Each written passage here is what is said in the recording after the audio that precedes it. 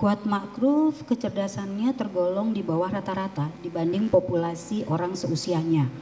Jadi Bapak Kuat Ma'ruf ini agak lebih lambat dalam memahami informasi. Saya harus menyampaikan ya Pak, mohon Siap, maaf, Bu. ini bisa Iya. dibuka. Iya, izin Pak Kuat. Iya. Dia senang dibuka, Bu.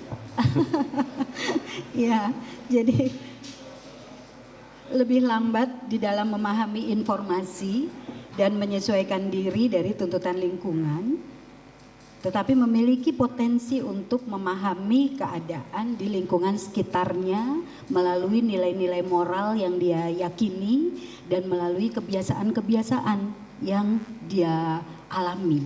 Seperti itu. Dan Artinya untuk Kuat Ma'ruf untuk menerima informasi itu sebenarnya apabila disampaikan oleh orang-orang yang dekat dengan dia, yang sudah sehari-hari bekerja dengan dia, itu akan sangat mudah menerima tanpa harus memproses secara panjang. Bisa demikian?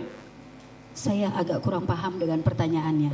Artinya pada saat menerima informasi, Ya. tadi kan Ibu bilang kecerdasan itu di bawah rata-rata. Betul. Namun pada saat menerima informasi dari orang-orang yang memang sudah sering berhubungan setiap hari, Ya. apakah prosesnya akan lama menyaring informasi itu atau memang sudah langsung paham?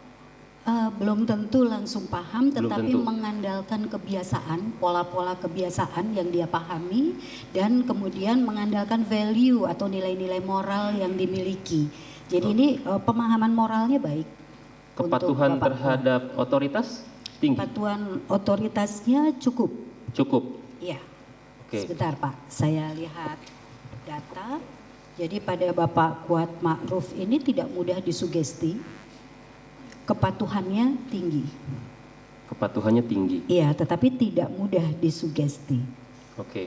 Dan dari hasil kepura-puraan tidak didapatkan kepura-puraan.